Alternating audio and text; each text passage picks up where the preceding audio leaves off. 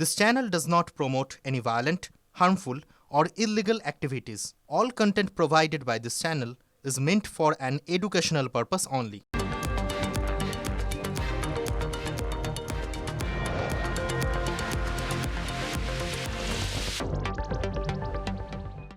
TV9 বাংলায় স্বাগত। Bengal breaking a আপনাদের সঙ্গে রয়েছে আমি শর্মিষ্ঠা, আর আমার সঙ্গে রয়েছে আমি তন্নিষ্ঠা রয়েছে আপনাদের সঙ্গে।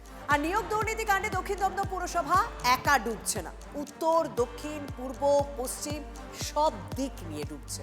প্রাক্তন মন্ত্রী সুজিত বসু গ্রেপ্তার হয়েছেন দক্ষিণ দমদম পুরসভার অন্দরে, তাই এখন ধুকপুক চলছে। চোখের ধোঁয়া দেখতে শুরু করেছে আরো একাধিক পুরসভা। কি হয় কি জানি কি হয়। রাজ্যে পুর নিয়োগ দুর্নীতির অন্যতম হটস্পট এই দক্ষিণ দমদম পুরসভা। পুর নিয়োগ দুর্নীতির গবেষণা থেকে প্রয়োগ সবটাই নাকি এই পুরসভার অন্তরে। সিবিআই চার্জশিট বলছে রাজ্যে মোট ১,৮২৯ বেআইনি নিয়োগ হয়েছে। সব থেকে বেশি নিয়োগ দক্ষিণ দমদম পুরসভায় ৩২৯। যখন এই কাণ্ড চলছে তখন দক্ষিণ দমদম পুরসভার vice chairman Sujit Basu. Group C ও গ্রুপ ডি কর্মী নিয়োগে দুর্নীতি হয়েছে। গাড়ির চালক, ঝাড়ুদার, স্বাস্থ্যকর্মী নিয়োগে দুর্নীতি। অয়নশীলের সংস্থার মাধ্যমে ওএমআরএ কারচুপি। অভিযোগ অযোগ্যদের চাকরি পাকা হয়েছে সুজিত বসুর নির্দেশে। ১৫ বছর ধরে মানুষকে ঠকিয়েছেন, কষ্ট দিয়েছেন, চুরি করেছেন, ভেবেছেন আপনারা সবকিছুর উপরে, তার পানিশমেন্ট শাস্তি তো হবেই। সরকার এসছে, সরকারের দায়িত্ব দুর্নীতিবাজদেরকে আইনের সামনে নিয়ে আসা। প্রশাসন সেই কাজটা করবে, আইন তাদেরকে সাজা দেবে। দক্ষিণ দমদমে দুর্নীতির সফল প্রয়োগ ছড়িয়ে পড়ে রাজ্যের কোনায় কোনায়।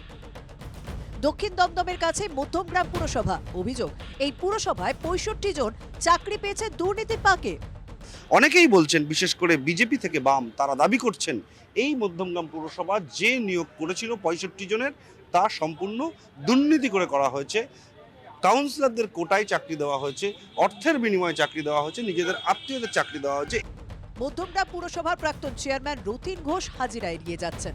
রাজ্যের প্রাক্তন মন্ত্রী কি ভয় পাচ্ছেন? বারে বারে শুনছি নাকি রতিন বাবুকেও ডাকছে, কিন্তু উনি যাচ্ছেন না, যে কোনো কারণে যাচ্ছেন না। দ্রুত গতিতে ডাকার ব্যবস্থা করা, পূর্ণাঙ্গ তদন্ত করা এবং যথাযথ শাস্তির ব্যবস্থা করা। আমরা লোকাল নেতৃত্ব যেটা আমরা দেখেছি যে ২৮ জন কাউন্সিলর একটি করে কোটা পেয়েছেন, যে আর যিনি চেয়ারম্যান সাহেব আছেন তার একটি কোটা। এড়িয়ে যাওয়ার মতো মানুষ নয় উনি। ওনার শরীরটা সত্যিই ভীষণ খারাপ। তখন নির্বাচনের আগে ছিল বলে যেতে পারিনি নির্বাচনী প্রচারের জন্যে, কিন্তু তারপরে ওনার শরীর ভীষণ খারাপ হয়ে গেছিলো। এইখানে পড়ে গিয়ে একটা হিপ জয়েন্টে লেগেছে। উনি হাজিরা দেবেন, অবশ্যই দেবেন, টাইম নিয়েছেন, নিশ্চয়ই হাজিরা দেবেন। মধ্যমগ্রামের কাপড়ে পূর্ব বর্ধমানেও শতাব্দী প্রাচীন বর্ধমান পুরসভাও যে দুর্নীতির খোঁচা খাচ্ছে। এখানেও ১৮ জনের বিরুদ্ধে অবৈধভাবে চাকরি পাওয়ার অভিযোগ। সুজিত বসুর গ্রেপ্তারি চিন্তা বাড়িয়েছে বর্ধমান পুরসভার অন্দরেও।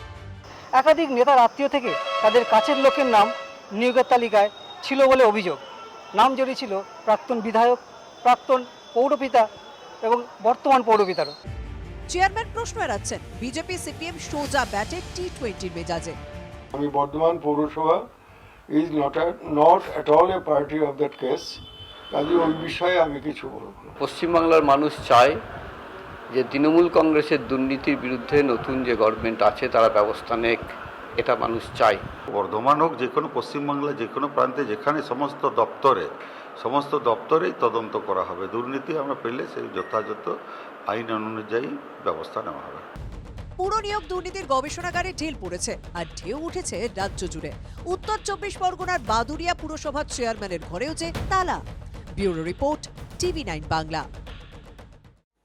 অপসারিত মেয়র পরিষদ। শিলিগুড়ি পুরসভায় তৃণমূল বনাম তৃণমূল। মেয়রের নির্দেশে অপসারিত মেয়র পরিষদ দিলীপ বর্মন। ৮ মাস আগেই মেয়র বনাম মেয়র পরিষদ গন্ডগোলের শুরু। ভোটে হারের পর এবার মেয়র পরিষদকে অপসারণ করলেন মেয়র গৌতম দেব। এবার মানুষই মেয়রকে জবাব দেবে। পাল্টা কটাক্ষ অপসারিত মেয়র পরিষদ দিলীপ বর্মনের।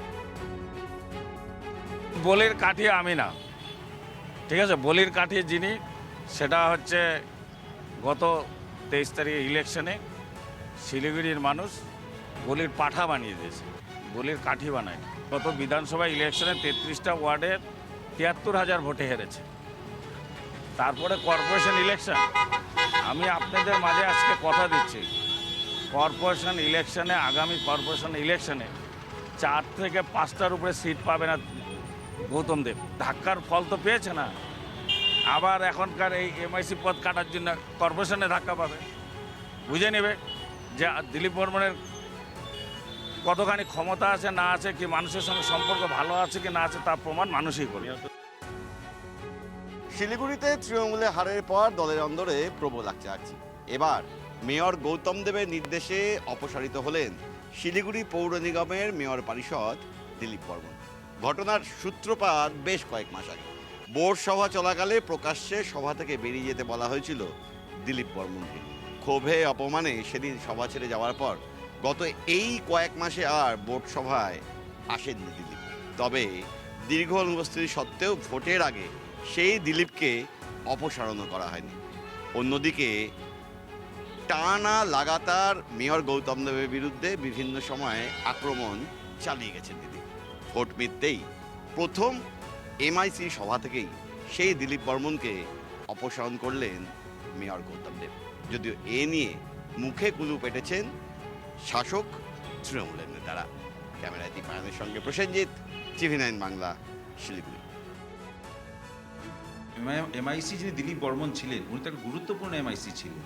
পরপর ওদের গের হাজিরি কিন্তু মানুষের একটা বড় প্রশ্ন চিহ্ন কিন্তু শিলিগুড়ি বুকে দাঁড়াচ্ছিল। আমরা একটা প্রশ্ন করছেন কিন্তু মেয়র কোনোদিন উত্তর দেয়নি। হঠাৎ ওনাকে কালকে সরিয়ে দিলেন। কারণ হচ্ছে যে জানি না, তাদের একটা অভ্যন্তর একটা ব্যাপার আছে, কিন্তু একটা বিষয় দাঁড়াচ্ছে, একটা গুরুত্বপূর্ণ এমআইসি তিনি কাজ করছিলেন না, ওই সময় ওকে সরানো হলো না কেন? আজকে উনি সরাচ্ছিলেন, এটা প্রশ্ন কিন্তু মেয়রই উত্তর দিতে পারবেন।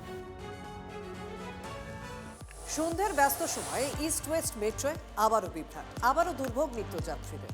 প্রযুক্তিগত ত্রুটির কারণে এসপ্ল্যানেড থেকে সল্টলেক স্টেডিয়াম পর্যন্ত মেট্রো চলাচল বন্ধ ছিল।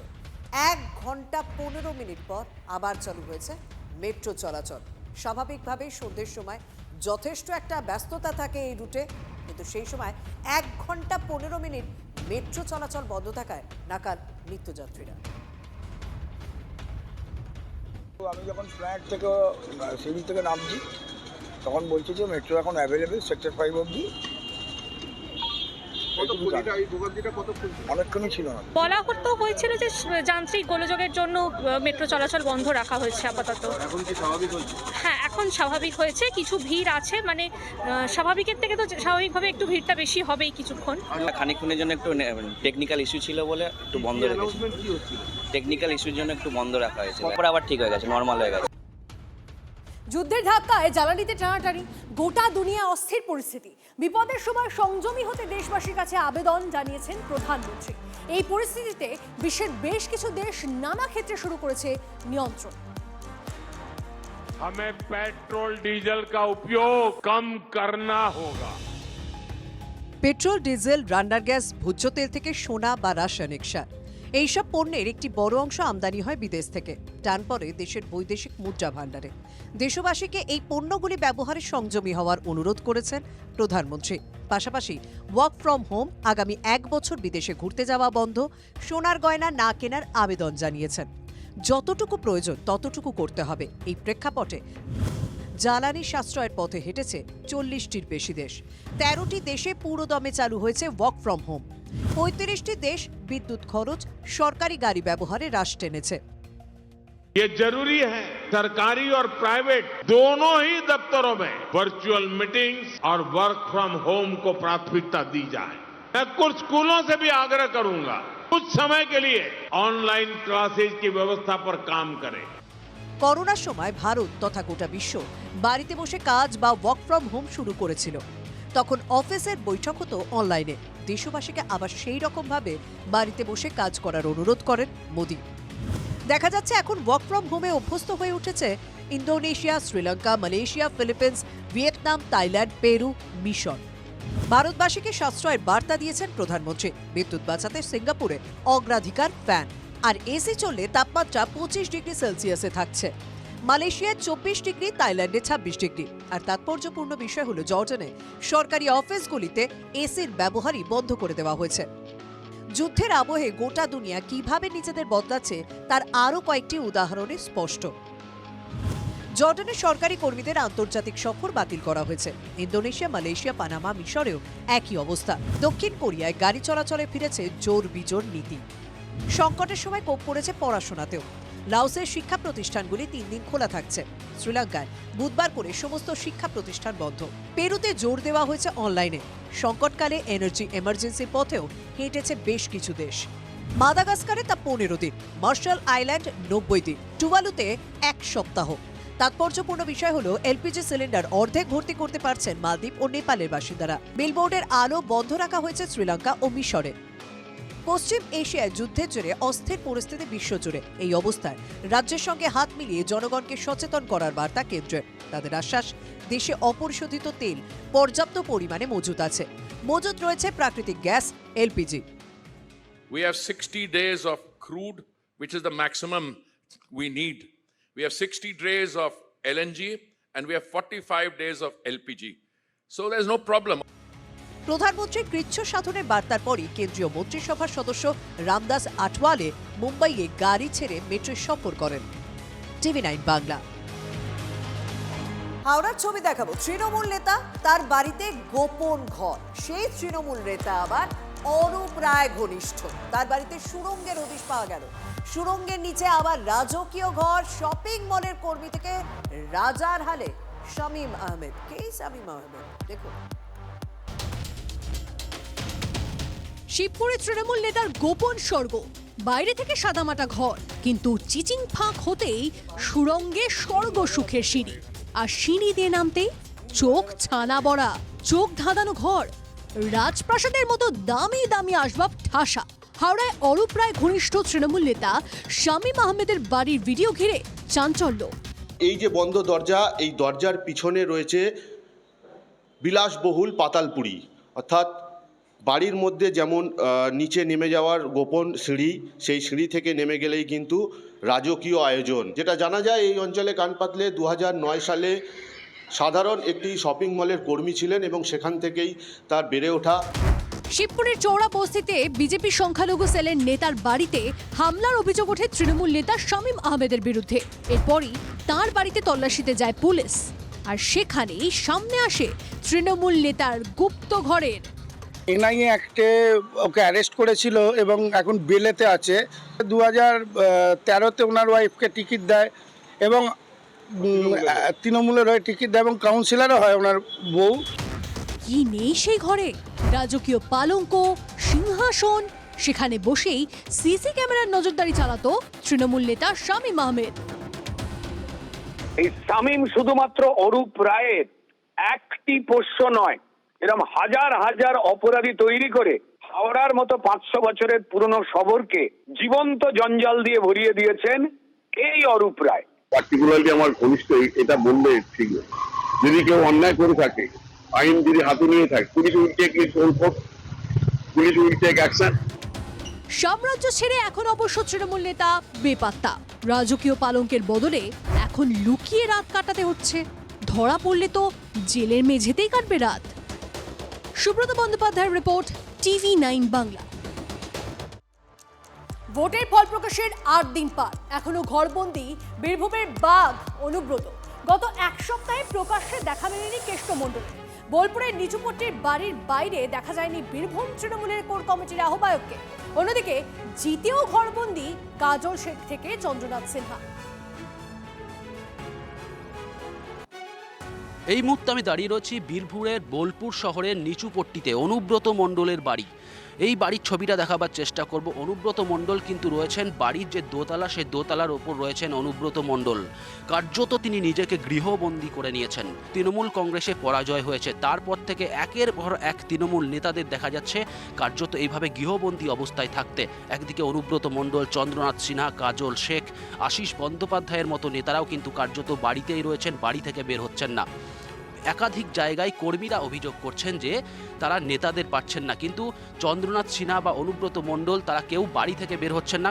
কিসের ভয়, নাকি কী জন্য বের হচ্ছেন না, সেই প্রশ্ন খুঁজছে। কিন্তু আমরা এসেছিলাম এই নিচুপট্টির বাড়িতে, কিন্তু অনুব্রত মণ্ডলের বাড়িতে 2জন নিরাপত্তা রক্ষী ছাড়া কিন্তু অনুব্রত মণ্ডলের বাড়ির যে নিচের অংশ, নিচের তলা, সেখানে কিন্তু আর কেউ নেই। অনুব্রত মণ্ডলও কিন্তু এই বাড়ির মধ্যে নেই, সেই ছবি কিন্তু একেবারে স্পষ্ট হয়ে যাচ্ছে। এবং 2021 সালে যে ভোট পরবর্তী হিংসা হয়েছে সেই হিংসার আজ কি কোথাও পাচ্ছে এই তৃণমূলের নেতারা? এই প্রশ্নটাও কিন্তু উঠছে। আর সে কারণেই কি কোথাও ভয় খাচ্ছেন, নিজেদের গৃহবন্দী করে রেখেছেন? পুলিশের যে নিরাপত্তা সেই নিরাপত্তাও কিন্তু এখানে নেই, সে কারণেই কি বাড়ি থেকে বের হচ্ছেন না? অনুব্রত মণ্ডল কি আবার আগের মতো ফর্মে ফিরবেন, নাকি তিনি ইনঅ্যাক্টিভ হয়ে যাবেন রাজনীতি থেকে? সেই সমস্ত বিষয় কিন্তু এখন মাথা জ্বালা দিচ্ছে। বীরভূম থেকে হিমাদ্রি মণ্ডল, TV9 বাংলা। আর এই অনুব্রত মণ্ডলী আবার ভোটের রেজাল্টের আগে বলেছিলেন বিজেপি 200-র বেশি আসন পেলে মাথার অর্ধেক কামিয়ে ফেলবে। বিজেপি নেতারা বলছে 200 সিট পাবে বিজেপি, 200 সিট পেলে একদিক কামিয়ে বোলপুরটা ঘুরে দেবো। তার 4 তারিখ কি গান বাজবে, রবীন্দ্রসঙ্গীত না ডিজে? না, বাংলার ওই ঐতিহ্য নষ্ট করা যাবে না। নজরুল, রবীন্দ্র। ওই স্কুলে আমি হেডমাস্টার ছিলাম। কেউ যদি ঘর থেকে না বেরোয় তার দায়িত্ব আমাদের নয়, কিন্তু ঘরে তিনি শান্তিতে থাকতে পারবেন, এটা বলতে পারি। চন্দ্রনাথ রথ শুভেন্দু অধিকারীর আত্মসহায়ক ছিলেন। তার খুনে জড়িত 8-9 জনকে গ্রেপ্তার করা হয়েছে। অনুমান তদন্তকারীদের শুভেন্দুর আত্মসহায়ককে খুনের জন্য প্রায় 1 কোটি টাকা খরচ করা হয়েছে বলে অনুমান। খুনের তদন্তে সিবিআই এসআইটি গঠন করে তদন্তে কেন্দ্রীয় এজেন্সি সরেজমিনে ঘটনাস্থলে পৌঁছে যায় তারা। শুভেন্দু অধিকারীর আত্মসহায়ককে খুন করতে প্রায় 1 কোটি টাকা খরচ। 10 লাখে পিস্তল দিয়ে চন্দ্রনাথ রথকে গুলি আততায়ীদের। তদন্তে উঠে এসেছে এমনই চাঞ্চল্যকর তথ্য। তদন্তকারীদের অনুমান শুভেন্দু অধিকারী আত্মসহায়কের হত্যাকাণ্ডে জড়িত 8-9 জন। খুনে ব্যবহার হয়েছে 2টি বাইক, একটি গাড়ি। একটি বাইকে 2 জন, অন্য বাইকে ছিল 3 জন। গাড়ির ভিতর থেকে নামে 4 জন। কিন্তু খুনের সুপারি কে দিয়েছিল? কী কারণেই বা খুন করা হয়েছে চন্দ্রনাথ রথকে? এর সত্য সামনে আসুক, এই ধরনের জঘন্য অপরাধ বারবার যেন না হয়। সিট গঠন করে তদন্তে সিবিআই। ডিআইজি পঙ্কজ কুমার সিং এর নেতৃত্বে দিল্লি, পাটনা, রাঁচি, ধানবাদ, লখনৌ এর অফিসারদের নিয়ে তৈরি হয়েছে 7 সদস্যের দল। মঙ্গলবার সরেজমিনে খতিয়ে দেখতে যায় কেন্দ্রীয় এজেন্সির টিম। চন্দ্রনাথ রথের খুনের ঘটনার তদন্তভার সিবিআই নিল। মধ্যমগ্রাম দোহারিয়াতে সিবিআই টিম ইতিমধ্যে এসে পৌঁছেছে। এই সিবিআই টিম তার সঙ্গে সিএফএসএল তারাও কিন্তু একই সঙ্গে এসেছে। চন্দ্রনাথ খুনের তদন্তে নজরদারির দায়িত্বে কলকাতা জোনের সিবিআই এর জয়েন্ট ডিরেক্টর। খুনি খোঁজার পাশাপাশি মাথার দিকেও নজর তদন্তকারীদের। সুজয় পাল ও দীপঙ্কর দাসের রিপোর্ট, TV9 বাংলা। মুখ্যমন্ত্রীর হুঁশিয়ারি, গরু পাচার আটকাতে অ্যাকশন মোডে পুলিশ। দাঁতনে গরু বোঝাই কন্টেইনার আটক, উদ্ধার প্রায় 28টি গরু। বাংলা ওড়িশা সীমান্তে সোনাকনিয়ায় নাকা চেকিং এর সময় উদ্ধার গরু ভর্তি কন্টেইনার, চালক পলাতক। এখানকার যে নাকা চেকিংয়ে ওই নাকাতেই ওরা গাড়িটাকে, গরু গাড়ি যাচ্ছিল, কাল তো নোটিফিকেশন হয়েছে গরু গাড়ি যাবে না, কোনোভাবে 2 নম্বরই কিছু হবে না। ওটা কিন্তু প্রশাসনই আটকিয়েছে, ওটা কিন্তু পাবলিক আটকায়নি। প্রশাসন এটা না করলে আমরা বুঝতেই পারতাম না যে এখানে গাড়ি একটা আটকিয়েছে। গরুগুলো প্রশাসনের কাজ করেছে। গরুগুলা হয়তো উড়িষ্যা বা কোনো জায়গা থেকে এসে কিসের মধ্যে দিয়ে যাচ্ছে, কিসের মধ্যে যাচ্ছে? কন্টেনারের মধ্যে। কটা মতো গরু রয়েছে দাদা? ওরা তো বলছে কত 22টা না কত আছে, কিন্তু প্রশাসন হোক যেই হোক কন্টেনারের মধ্যে যদি গরু নিয়ে যায় ওটা ফট করে তো বোঝাই যায় না। কোন জায়গাটা হয়েছে ঘটনাটা ঘটেছে? এটা হচ্ছে সোনাকানিয়া নাকা পয়েন্ট।